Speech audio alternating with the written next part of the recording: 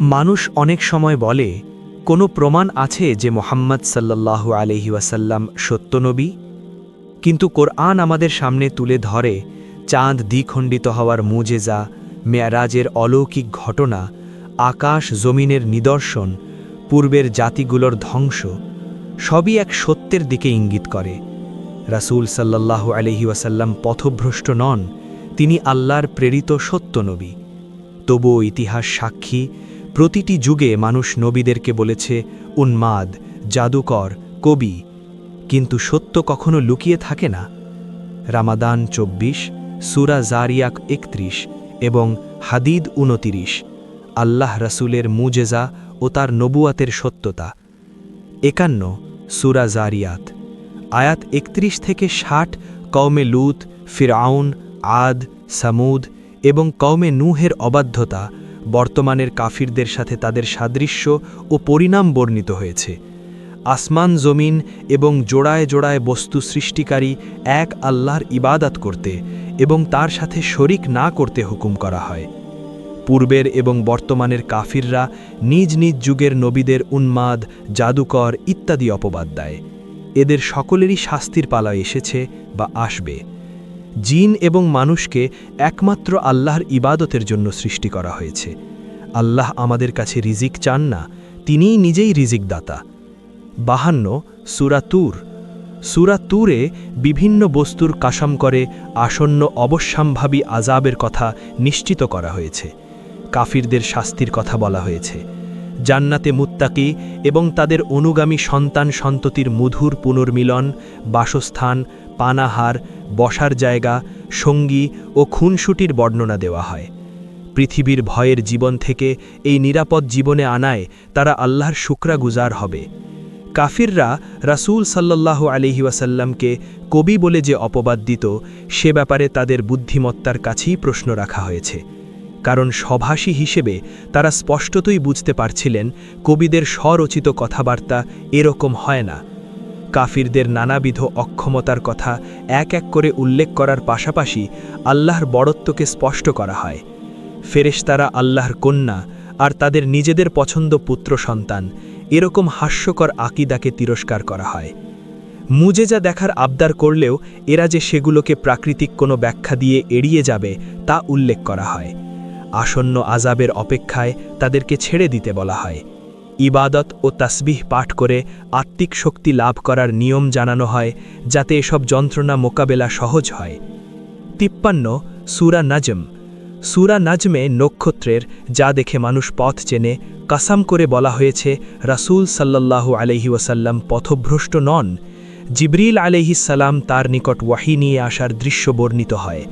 জিবরিলকে রাসূল সাল্লাল্লাহু আলাইহি ওয়াসাল্লাম দুবার তার প্রকৃত আকৃতিতে দেখেছেন, একবার ওয়াহী নিয়ে আসার সময়, আরেকবার মেয়ারাজে সিদরাতুল মুনতাহা নামক কুল গাছের নিকটে। এছাড়াও মেয়ারাজের রাতে রাসূল সাল্লাল্লাহু আলাইহি ওয়াসাল্লামকে আরও অনেক বড় বড় নিদর্শন দেখানো হয়েছে। লাত, মানাত, উজ্জা দেবীকে কাফিররা আল্লাহর কন্যা বলতো। তাদের এ শিরকি বিশ্বাস খণ্ডন করে বলা হয় এগুলো অস্তিত্বহীন সত্তা, তাদের বাপদাদার রাখা কাল্পনিক কিছু নাম মাত্র। ফেরেশতাদেরও তারা কল্পিত মেয়েলি নামে ডাকে। দেবদেবীদের তারা আল্লাহর নিকট সুপারিশকারী ভাবে, অথচ সম্মানিত ফেরেশতারাও এরকম সুপারিশের অধিকার রাখেন না। দুনিয়ার জীবনকে সবকিছু মনে করা ব্যক্তিদের চিন্তার সীমাবদ্ধতা দেখানো হয়েছে। কবিরা গুনহা থেকে বেঁচে থাকা, কদাচিৎ ভুল করা মুমিনদের ক্ষমার ঘোষণা দেওয়া হয়। আত্মপ্রশংসা করতে নিষেধ করা হয়। মানুষ যা চায় তাই পাবে না, সে যা কর্মপ্রচেষ্টা করবে তার প্রতিদানই পাবে। আখিরাতে সব কাজের প্রতিফল দিয়ে দেওয়া হবে। হাসি কান্নার উপলক্ষ দান, জীবন মৃত্যু দান, তুচ্ছ পানি হতে নারী পুরুষ সৃষ্টি, পূর্বেকার অবাধ্য জাতিসমূহের ধ্বংস আল্লাহই ঘটান। একদল কাফির শিরা নামক এক বিশাল নক্ষত্রের পূজা করে, সেই নক্ষত্রের মাবুদও আল্লাহ। অতএব হাসি ঠাট্টা ও অহংকার ত্যাগ করে আল্লাহর আযাবের ভয় ও দয়ার আশায় ক্রন্দন এবং সেজদা করতে হবে। ৫৪, সূরা কমার। সূরা কামারের শুরুতে চাঁদ দ্বিখণ্ডিত করার মুজ্জেজার কথা উল্লেখ করা হয়। এর সংঘটন কিয়ামত নিকটবর্তী হওয়ার আলামত। তা দেখেও কাফিরদের ঈমান না আনাকে তিরস্কার করা হয়। এর আগেও কিতাবের জ্ঞানগর্ভ বাণী শুনেও তারা কুফরে অটল থেকেছে। কিয়ামত দিবসের ভয়াবহতা দেখে তারা বিমূঢ় হয়ে যাবে। কওমে নূহ, আদ, সামুদ, কওমে লূত ও ফিরাউনের অবাধ্যতা ও পরিণাম বর্ণিত হয়। মুজ্জিজা দেখেও তারা কিভাবে কুফরি করত তা বলা হয়। এখনকার কাফিররা তো তাদেরই একটা দল, শক্তিতেও তাদের চেয়ে কম। এদের জন্য দুনিয়ার আযাব তো আছেই, সেই সাথে আছে আখিরাতের ভয়াবহতা। আল্লাহ কুরআনকে উপদেশ গ্রহণের জন্য সহজ করে দিয়েছেন, অতএব আছে কি কেউ উপদেশ গ্রহণ করার? ৫৫ সূরা আর রহমান। সূরা আর রহমানে জিন ও মানুষের প্রতি দয়াময় আল্লাহর বিবিধ নিয়ামতের কথা স্মরণ করানো হয়েছে, যেগুলো অস্বীকারের উপায় নেই। কুরআন শিক্ষাদান, মাটি থেকে মানুষ ও আগুন থেকে জিন সৃষ্টি, ভাব প্রকাশের ক্ষমতা, চাঁদ, সূর্য, বৃক্ষ, আকাশ, জমিন, ফলমূল, ফসল, উদয়াচল, অস্তাচল, সাগরতলের দ্রব্যাদি ও তাতে চলমান যান। আল্লাহ ছাড়া এ সবই ধ্বংস হবে। মানুষ ও জিন এই দুই ওজনদার সৃষ্টিকে বিচারের মুখোমুখি করা হবে। কিয়ামত সংগঠন জাহান্নামের ভেতর কাফিরদের ছুটোছুটির ভয়াল চিত্র আঁকা হয়। মুত্তাকিদের জন্য জান্নাতে রাখা একাধিক উদ্যান, প্রস্রবণ, এগুলোতে বিদ্যমান ফলমূল, কার্পেট, বসার জায়গা এবং পূর্বে কেউ স্পর্শ করেনি এমন পবিত্র সঙ্গীর বর্ণনা দেওয়া হয়। সূরা ওয়াকিয়া। সূরা ওয়াকিয়ায় বলা হয়, অবশ্যম্ভাবী কিয়ামত সব কিছুকে উঁচু নিচু করে দেবে। দুনিয়ার অহংকারীরা নিচু হয়ে যাবে, অবহেলিত মুমিনরা উঁচু মর্যাদার হবে।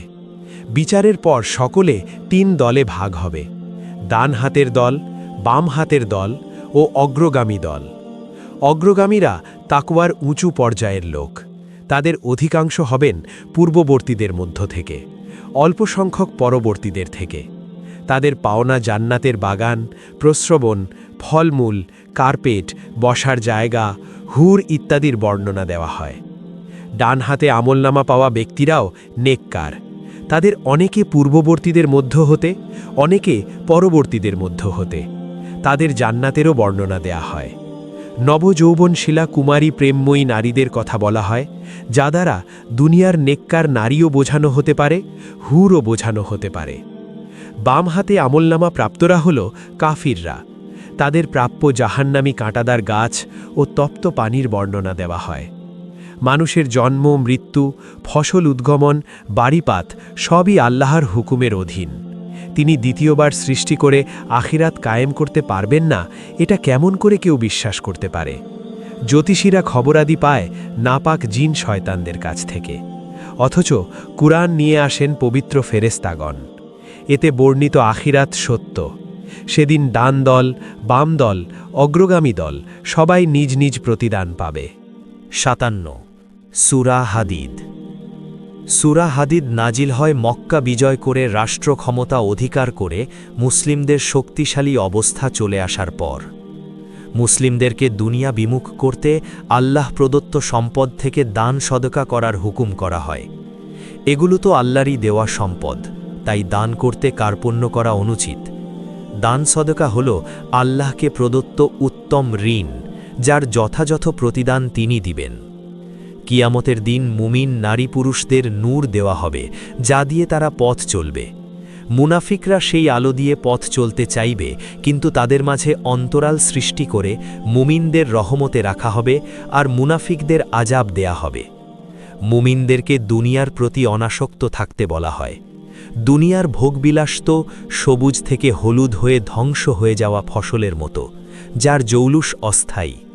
আর দুনিয়ায় যা বিপদাপদ আসে তা আমাদের সৃষ্টির আগেই তাকদিরে লেখা ছিল। তাই ভালো কিছু পেয়ে আত্মহারা হওয়া যাবে না, বিপদে পড়লে একেবারে ভেঙে পড়া যাবে না। আল্লাহর রাস্তায় দান সদকা করতে হবে। কৃপণ ও কৃপণতায় উৎসাহদাতা অহংকারীদের আল্লাহ পছন্দ করেন না। আল্লাহর রাসূল ও কিতাব পাঠানোর পাশাপাশি তুলাদণ্ড ও লোহা নাজিল করেছেন, যাতে মুমিনরা ন্যায় বিচার প্রতিষ্ঠা করে এবং ইসলামের শত্রুদের বিরুদ্ধে জিহাদ করে। খ্রিস্টান সন্ন্যাসীরা বৈরাগ্যবাদী জীবনযাপন করে আল্লাহকে খুশি করতে চাইত, কিন্তু এভাবে সাংসারিক দায়িত্ব থেকে বিচ্ছিন্ন হয়ে যাওয়া আল্লাহর হুকুম নয়। যদি আপনি কুরআনের এই গভীর শিক্ষাগুলো জানতে চান, ভিডিওটি লাইক করুন, বন্ধুদের সাথে শেয়ার করুন, সাবস্ক্রাইব করে যুক্ত থাকুন রামাদান কুরআন সিরিজে। কমেন্টে লিখুন আল্লাহুম্মা সাল্লি আলা মুহাম্মদ সাল্লাল্লাহু আলাইহি ওয়াসাল্লাম।